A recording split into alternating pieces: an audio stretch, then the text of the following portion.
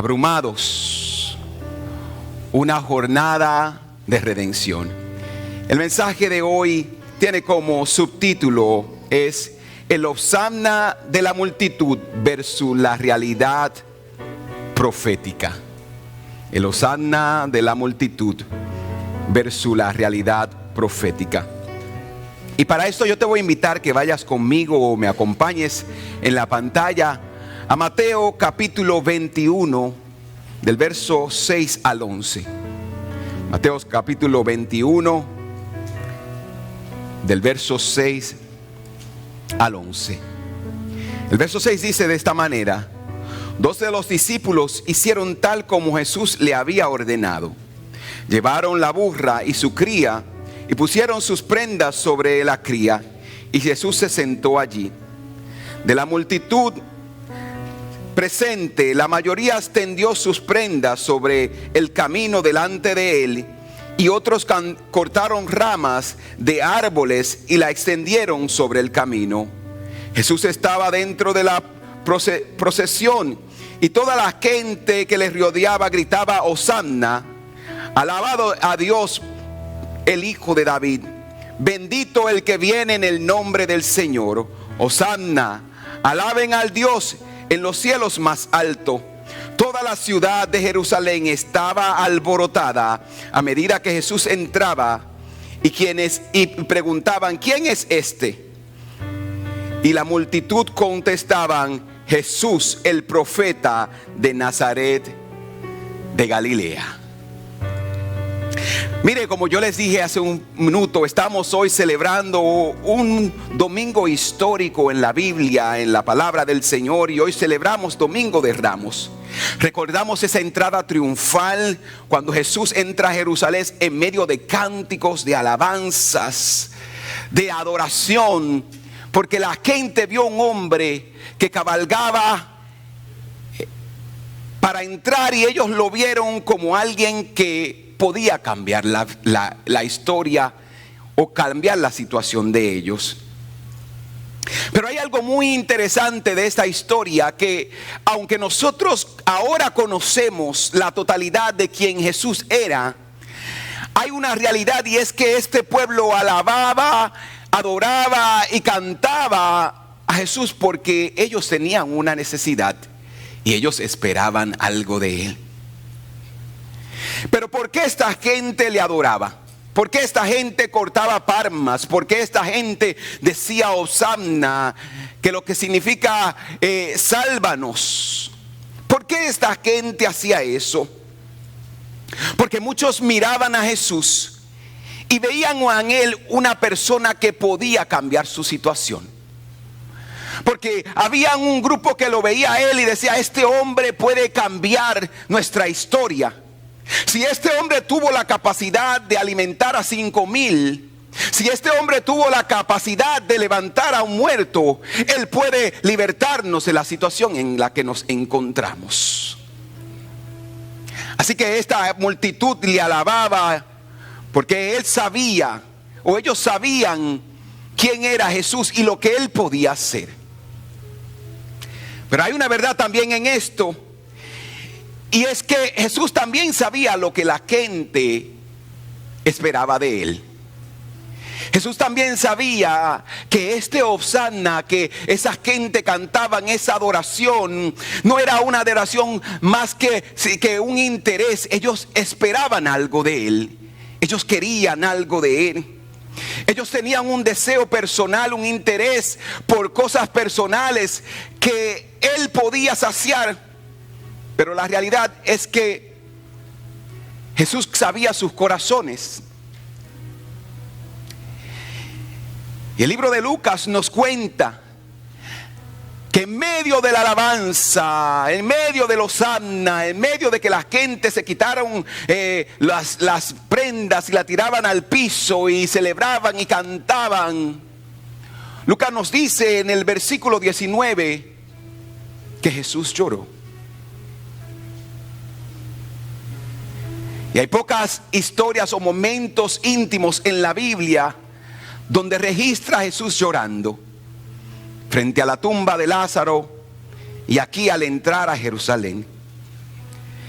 Y Lucas nos dice en el versículo 19 del capítulo, perdón, en el capítulo 19 del verso 41 al 44, al acercarse a Jerusalén, Jesús vio la ciudad delante de él y comenzó a llorar diciendo: como quisiera que hoy tú, entre todos los pueblos, entendieras el camino de la paz. Pero ahora es demasiado tarde y la paz se ha ocultado de ti. No pasará mucho tiempo antes de que tus enemigos construyan murallas y te rodeen y te encierren de todos los lados. Te aplastarán contra el suelo y tus hijos contigo. Tus enemigos no dejarán una sola piedra en un lugar porque no reconociste cuando Dios te visitó. El pueblo celebraba, Jesucristo lloraba. El pueblo cantaba, Jesucristo entristecido. Porque mientras el pueblo veía a un hombre que podía ser el rey, Jesucristo veía la cruz de espina que le esperaba. Mientras el pueblo cantaba sálvanos ahora, Jesucristo veía la cruz en cual él sería colgado. Mientras el pueblo cantaba y celebraba, Jesucristo veía la cruz del Calvario, el sufrimiento que él tenía que pasar para salvar a esta gente. Y así es que comienza la trama tan abrumadora de nuestro Salvador Jesucristo, el inicio de un gran momento de sufrimiento, del gran momento de mayor dolor que se ha registrado en la historia humana. Pero hay algo interesante de todo esto, y es que tú y yo muchas veces podemos mirar esta historia de la entrada de Jesús, sus lágrimas, y decir: a la verdad que estos judíos eran malos. ¿Cómo esta gente, un hombre tan bueno, tan bondadoso, tan noble, pudieron tratarle así, hacerle lo que le hicieron? ¿Cómo puede ser? Pero yo quiero que hoy usemos nuestra imaginación y que tomemos esa cámara que Mateo utiliza para contar y narrar la historia de un Jesucristo entrando en Jerusalén. Y que en vez de mirar y enfocar nuestra cámara, nuestra mirada en Jesús, que tomemos la cámara y la apuntemos hacia la multitud. Y si apuntamos la cámara o enfocamos la cámara hacia la multitud, ¿a quién encontraríamos en medio de esa multitud? ¿A quién veríamos en medio de esa multitud cantando y diciendo: aquí está el hombre que va a resolver la situación del país? Aquí está el hombre que va a dar, va a resolver el problema inmigratorio. Aquí está el hombre que me va a ayudar a conseguir mis papeles. Si nosotros miráramos esa cámara, ¿qué encontraríamos ahí? Encontraríamos quizá a una mujer diciendo: aquí está el hombre que va a cambiar la vida de mi hijo. Yo le aplaudo porque yo sé que él tiene la capacidad de hacerlo. Si la cámara se enfocara en ti, ¿a quién viera? Si la cámara se enfocara en mí, ¿a quién viera? ¿A quién viera esta cámara y qué Jesucristo pensaría de nosotros? Porque ¿sabes algo? Que esa misma multitud que cantaba Hosanna el domingo era la misma multitud que el viernes iba a decir: crucifíquenlo, crucifíquenlo, crucifíquenlo. ¿Qué vería esta cámara? ¿Qué nos diría si la cámara pudiera ver dentro de nuestros corazones? Encontraría personas más interesadas en los panes y los peces que el Dios de los milagros, que aquel que daría su vida para salvarte, para perdonarte, para cambiarte. ¿Qué vería esta cámara? Vería personas confundidos que clamaban: sálvanos ahora, pero decepcionados porque Dios no estaba obrando de la manera que ellos esperaban. Porque muchas veces somos así. Somos como la multitud, miramos a Jesús y miramos a un Jesús para que nos resuelva los problemas. Muchas veces miramos a Jesús y buscamos de Jesús y buscamos a Dios para que resuelva la situación del hijo, de la hija, para que resuelva la situación del matrimonio, para que resuelva la situación de salud. Pero no miramos a un Jesús que está dispuesto a sacrificar su vida para salvarnos y darnos lo que nos bendice en vez de aquello que nos conviene. Oh, tenemos todos que identificarnos con la multitud, porque estamos ahí. Todos hemos llegado con una necesidad para que Dios nos las resuelva. Todos hemos llegado y muchas veces llegamos los domingos a la iglesia diciendo: Señor, tú sabes lo que yo estoy pasando, resuélveme esta situación. Y cuando la situación no se resuelve, cuando Él no hace y cumple con nuestras expectativas, les decimos: yo no te voy a seguir, porque yo te he orado muchas veces por ese hijo y el hijo no cambia. Yo te he orado por ese esposo, esa mujer, ese hombre, y las cosas no cambian. ¿De qué vale la pena seguir orando? Porque muchas veces nos encontramos dentro de la multitud buscando el beneficio que Dios nos puede dar más que el Dios que nos quiere salvar. Muchas veces queremos el beneficio sin el sacrificio. Yo te voy a aplaudir cuando tú estás entrando. ¡Hosanna! Ahí está el hombre. Pero no voy a ir contigo a Getsemaní. Pero no voy a llegar contigo hasta la cruz, porque yo no estoy dispuesto a sufrir lo que tú estás dispuesto a sufrir. Queremos estar con Él cuando solamente nos conviene.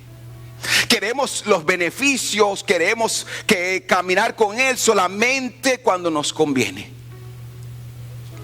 Hay otros que están heridos y dicen: a punto de tirar la toalla, porque las cosas no han sucedido como Dios estaba, como nosotros estábamos esperando. Y este es el gran contraste de la historia de Hosanna, de un Cristo que entra y que es celebrado, pero a la misma vez va sufriendo.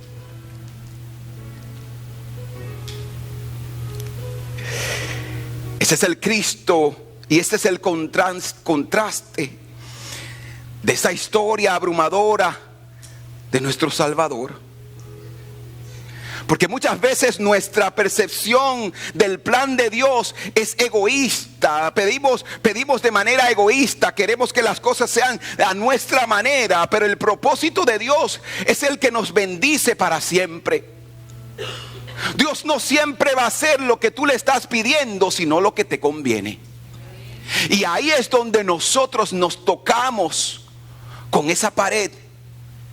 Porque estamos pidiendo al Señor que haga algo, pero Dios dice: no, yo no lo voy a hacer a la manera que tú quieres. Yo lo voy a hacer a la manera que te conviene. Y queremos que Dios nos complazca nuestros deseos egoístas, pero lo que nos bendice, pero lo que nos prospera es el favor y la gracia de Dios y su propósito para nuestras vidas. Así que encontrábamos a una multitud y a un pueblo con una alabanza, pero con una expectativa equivocada. La alabanza del pueblo era una expectativa equivocada de lo que Dios quería para ellos. Todo el pueblo aclamaba a Jesús. Todos gritaban Hosanna, de un amor egoísta, de un amor de interés. Mas el Señor no busca una adoración interesada.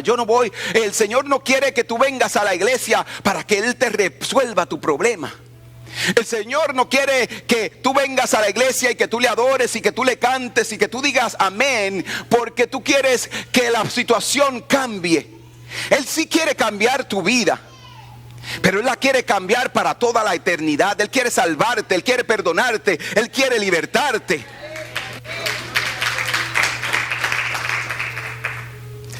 Ellos tenían, ese pueblo de Israel tenía una idea de lo que él debía, de lo que el Mesías debía hacer.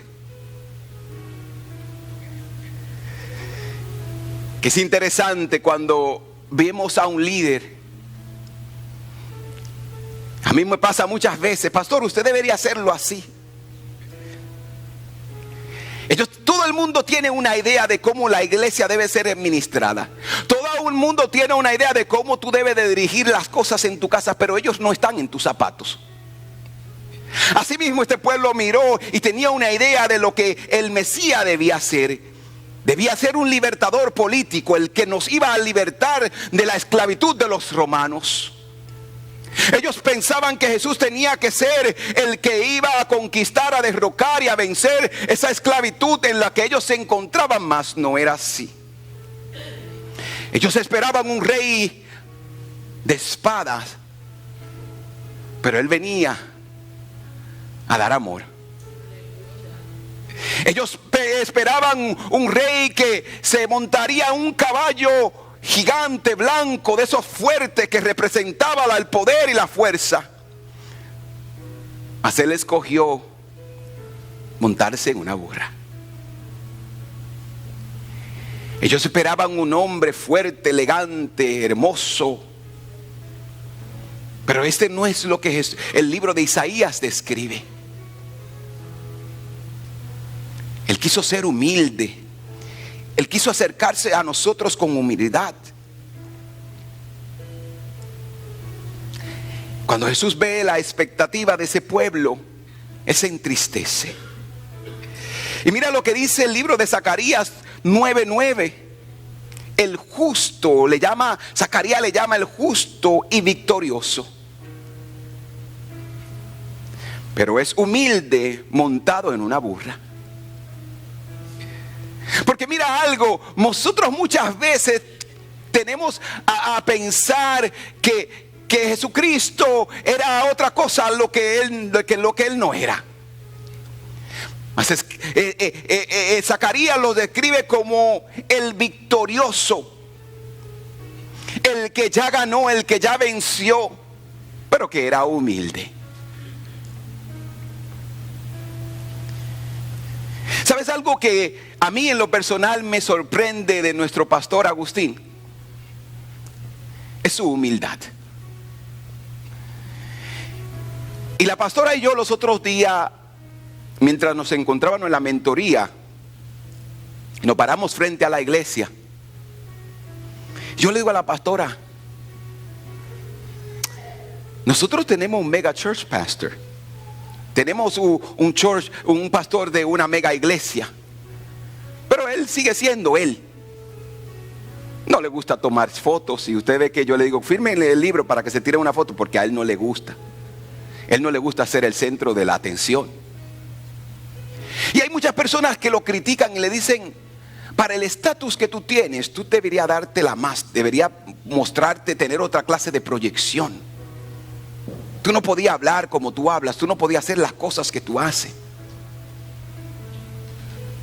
Pero entre todas esas cosas, cuando el mundo tiene una expectativa de lo que Él debe de ser, Él mira a Jesucristo y nos enseña a nosotros a mirar también a Cristo, a mantener la humildad. No importa el estatus o la posición en la que nos encontremos, debemos siempre de mantenernos humildes, porque eso es dependencia de Dios, porque eso es confianza en Dios. Zacarías le describe como el victorioso, pero humilde. La entrada de Jesucristo en un burro solamente era, o una burra, era el cumplimiento de una promesa de libertad. Lo que la gente esperaba no era lo que Dios había prometido. Lo que la gente quería no era lo que ellos necesitaban. Era una promesa de libertad, era un cumplimiento de una profecía que Él vino a cumplir. Porque Jesús no vino a alinear su poder con nuestros deseos, sino tu corazón con el propósito de Dios. El deseo que tú tienes, Él no tiene que cumplírtelo. Él lo que tiene que hacer que ese propósito por el cual tú fuiste creado se lleve a cabo y se cumpla. Así que muchos de esos deseos, si Él no los contesta, tú tienes que aprender a vivir en la fe y en la confianza de que el propósito de Dios se cumpla. Y muchos celebramos a Jesús cuando nuestras oraciones son contestadas. Pero cuando Él hace silencio, decidimos buscar por otro lado una respuesta. Pero Jesucristo está buscando hombres y mujeres, una iglesia que diga: Señor, sabes, yo te voy a seguir hasta el fin. Que no seamos como Pedro, que le dijo: yo te voy a estar contigo hasta el fin, y cuando se armó el revolú, como decimos nosotros, la huelga, el alboroto, salió corriendo. Tenemos que decidir estar con Él siempre. La segunda cosa es que las lágrimas de Jesús eran la realidad profética del momento. Las lágrimas de Jesús no fueron lágrimas del Dios hecho carne. Dios se encarnó y habitó entre nosotros, dice su palabra. Cuando Jesús lloró, ¿sabes quién estaba llorando? El Dios creador del universo. El que dijo con su palabra que haya luz, y hubo luz. El que dijo que brille el sol, las estrellas, el ser humano, Él sopló aliento en nosotros, vivimos por Él. Cuando Jesús lloró, era el creador del universo que lloraba por la humanidad, por los hombres, por nosotros, aquellos que no podíamos ver que estaba entre nosotros el Dios que vino a salvarnos. ¿Por qué Jesús lloró? Lloró porque los corazones estaban endurecidos. Porque la gente estaba ciega. Porque Él miró la historia del pueblo y vio que venía destrucción, mas ellos no hicieron caso. Será Jesús que lloró entre nosotros. Y Él no se movía por los aplausos, sino por los corazones humildes. El desafío que tenemos todos nosotros,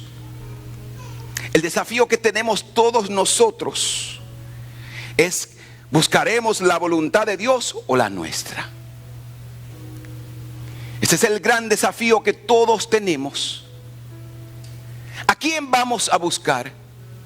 Lo que vamos a hacer, ¿lo vamos a hacer por nuestro propio interés o por la voluntad de Dios? Mire, una de las cosas más difíciles que nos toca a nosotros es decidir qué voluntad vamos a obedecer, la nuestra o la de Dios. Y Jesús no vino para cumplir tus expectativas, vino a redimir tu eternidad. Él vino a salvarte, a darte vida eterna, a darte consuelo. Este relato nos confronta, porque no solo es una historia bíblica, sino es un espejo de todos nosotros. Porque todos nosotros nos encontramos dentro de la multitud. Y aquí tengo unas preguntas que pueden ser que incomoden, pero realmente te sanas. ¿Eres seguidor de Jesús solo cuando las cosas te van bien? Es una de las preguntas que debes de hacerte. ¿Tú adoras dependiendo lo que Él hace o lo que Él es? ¿Le adoras porque Él hizo algo bueno en ti o porque Él es Dios? Y aunque Él no pase nada en mi vida, y aunque yo esté en medio de calamidad, yo debo de adorarle porque Él es Dios.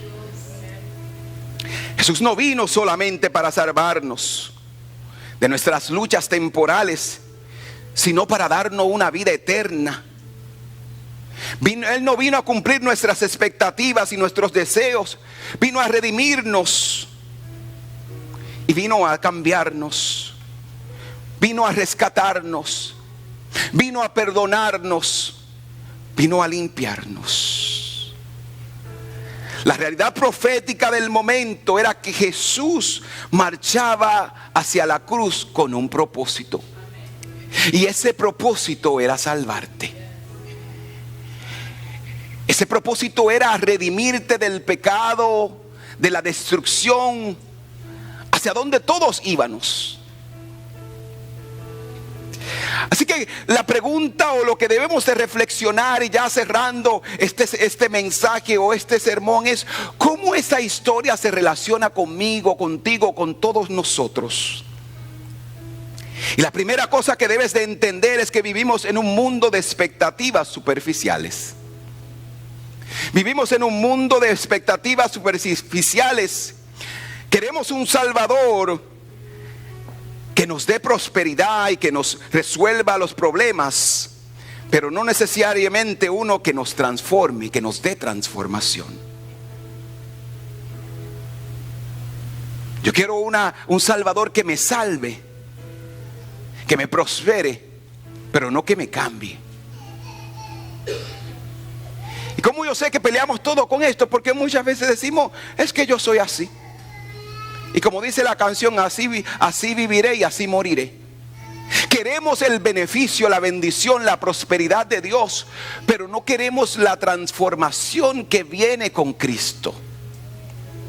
La segunda pregunta o la segunda cosa que debemos de mirar es que muchos gritos de Hosanna, pero en nuestras propias condiciones. Yo te voy a seguir, pero cuando yo pueda.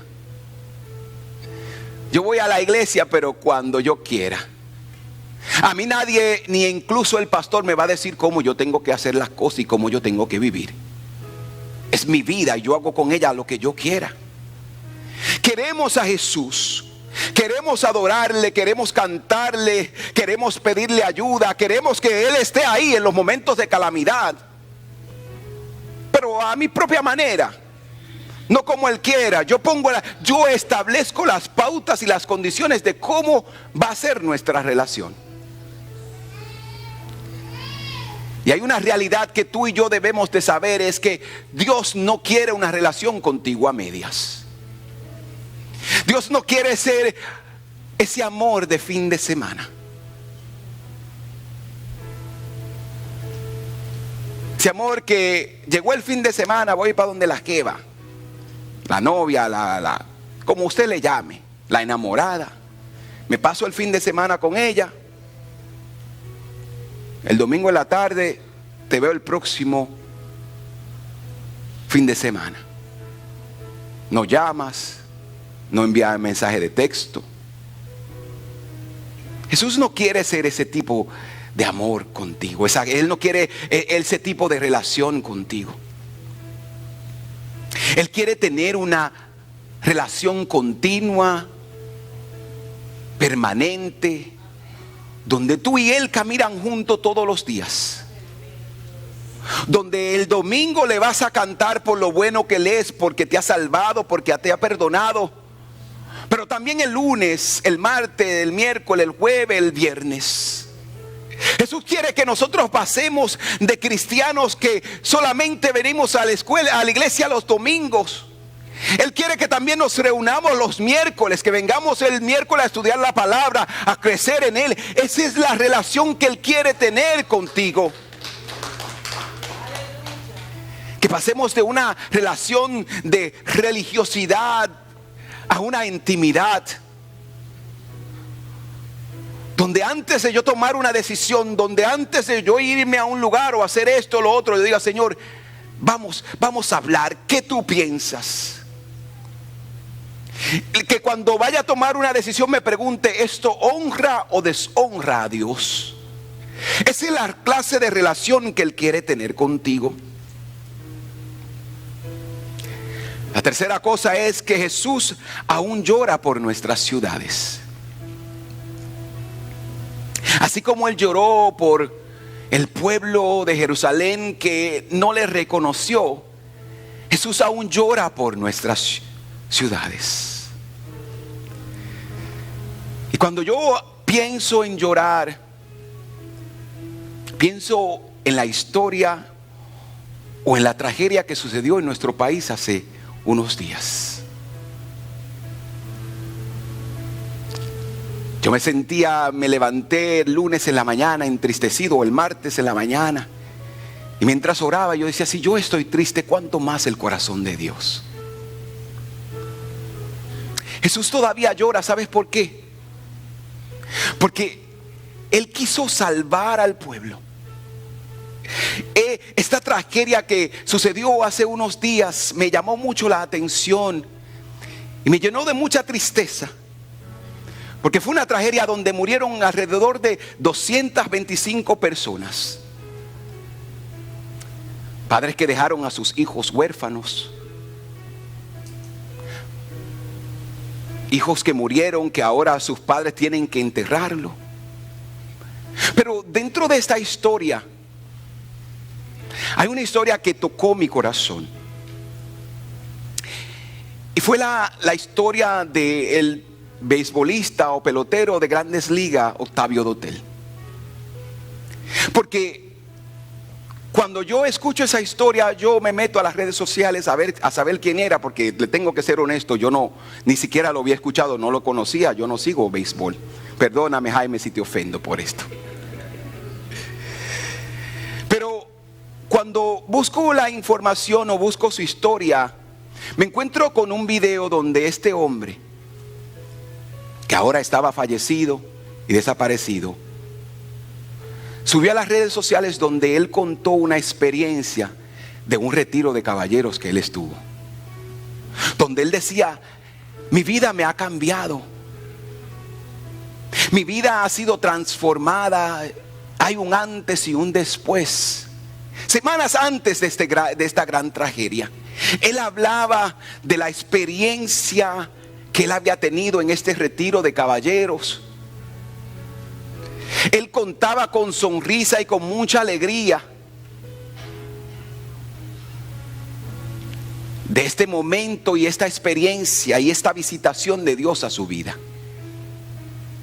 Pero tristemente solamente fue una experiencia y un momento. Y mire, yo no estoy hablando de este tema, yo no estoy hablando de si se fue al cielo o se fue al infierno. Eso solamente Dios lo sabe.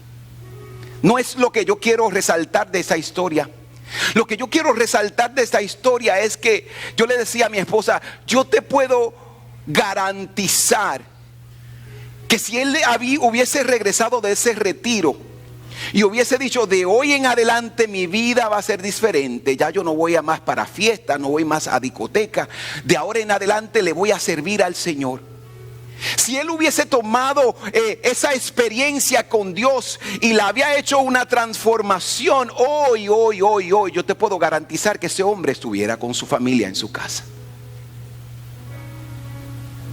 Este hombre podía estar celebrando. Y yo sé que hay algunos de ustedes que dicen, pastor, y yo soy de lo que pienso que cuando te toca, te toca. Pero yo te quiero decir algo. Dios establece los días y los años que un hombre tiene que vivir. Pero tú y yo podemos abortar ese tiempo. Tú y yo podemos terminar nuestras vidas antes del tiempo que Dios estableció. Entonces, lo que yo quiero resaltar todo esto es que mira, Jesús, ¿sabes por qué todavía Jesús llora? Porque ahora hay una esposa que es viuda. Porque ahora hay unos hijos que son huérfanos. Porque ahora hay una madre que perdió a sus hijos. ¿Sabes por qué Jesús llora? Porque ahora hay personas que están desamparadas, están tristes. Hay personas que terminaron su vida antes de tiempo. ¿Sabes por qué Jesús llora?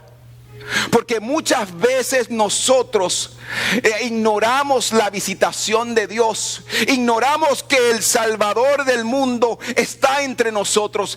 Escuchamos la palabra todos los domingos. Somos tocados por la palabra. Creemos y decimos amén. Pero cuando nos levantamos vivimos a una vida apartada de Dios. ¿Sabes por qué Jesús llora? Porque hemos querido vivir una vida más religiosa que una relación con Dios. ¿Sabes por qué Jesús llora? Porque Él no quiere que nadie se pierda, sino que todos vuelvan a Él. Que todos se acerquen a Él y que experimenten la vida eterna. ¿Sabes por qué Jesús llora? Porque tú sabes en tu corazón que necesitas a Dios. ¿Sabes por qué Jesús llora? Porque cada vez que haces lo que haces, te estás destruyendo a ti misma. ¿Sabes por qué Jesús llora? Porque ahora hay hijos desamparados que sufren. Porque ahora hay hijos que preguntan y dicen: Señor, ¿por qué te los llevaste? ¿Sabes por qué Jesús llora? Porque muchos de nosotros le culpamos a Él cuando no fue su culpa. ¿Sabes por qué Jesús llora? Porque Él quiere salvarte. Porque Él vino a darte una vida abundante de esperanza, de fe y de paz.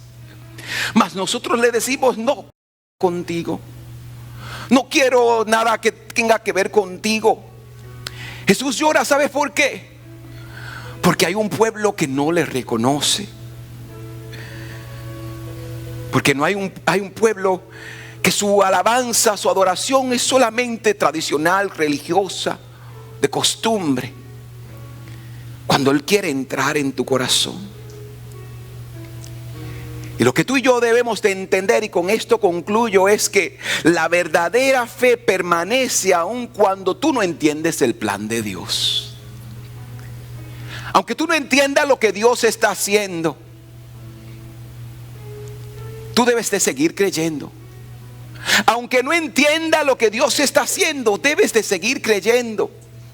Debes de seguir confiando en Dios, porque Dios quiere cambiar tu vida. Y la palabra de Dios dice que la bendición de Dios es la que te enriquece y no añade con ella tristeza.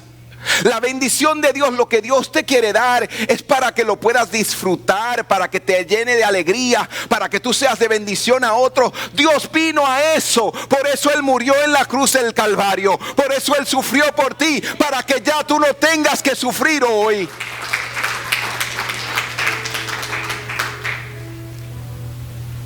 ¿Sabes por qué Jesús llora? Porque Él te dice: toma, seca tus lágrimas, quiero ayudarte. ¿Y cuántos de nosotros dejamos a Jesús con el pañuelo en la mano? Cada vez que le dices no a la invitación de dejarlo entrar a tu vida, le está diciendo: no te necesito, no te quiero, no necesito nada de ti. ¿Sabes por qué Jesús llora? Porque Él sabe el camino de destrucción por el que vas. ¿Sabes por qué Jesús llora? Porque la palabra de Dios dice que hay caminos que le parecen al hombre recto. Hay caminos que fiesta, vamos a gozar, vamos a celebrar, la vida es una, estamos jóvenes, esto no va a ser siempre. Pero su fin es fin de muerte. ¿Sabes por qué Jesús llora? Porque Él está esperando por ti. Porque Él te creó con un propósito. Porque Él te quiere usar. Porque Él quiere que tú seas de bendición a otros. Porque Él quiere usarte a ti para que tú seas el instrumento que vayas y hables vida en otros. Debes entender que la enseñanza de este mensaje nos invita a pasar de una creencia, una fe de emoción, a una fe de convicción. Estoy seguro de lo que Dios hará. Estoy seguro de que Dios me salvará. Estoy seguro de que aunque yo no pueda ver lo que Dios está haciendo, aunque yo no pueda entender lo que Él está haciendo, yo voy a creer que mi Redentor vive y que Él vino para darme vida y una vida en abundancia.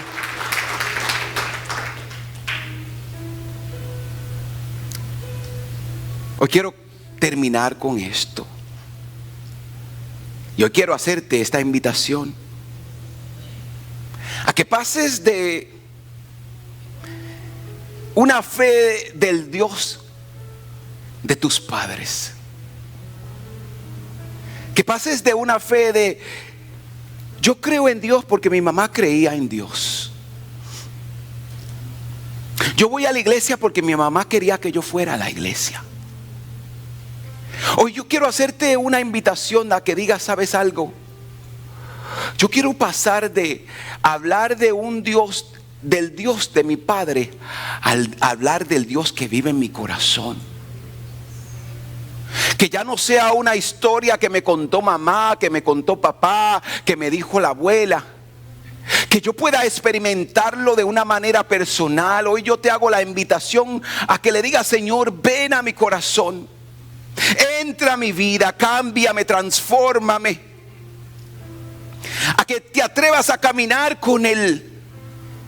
No solamente a celebrar con Él, pero también a pasar los momentos de vituperios que Él pasó, entendiendo que si sufres con Él en la cruz, vas a resucitar con Él el domingo. Si sufres con Él en la cruz, vas a ser levantado el domingo. Si sufres con Él en la cruz, tú celebrarás con Él cuando Él venga.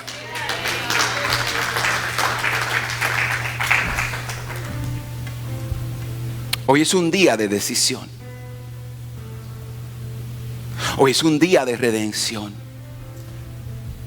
Hoy es un día donde pasas de la emoción a la convicción. Hoy Dios te invita a que vengas a Él. Porque Jesús no quiere los aplausos. ¡Hosana! Jesús no quiere los aplausos. Jesús tampoco quiere un momento o, como decía el cantante popular, una experiencia religiosa. Él no quiere los aplausos.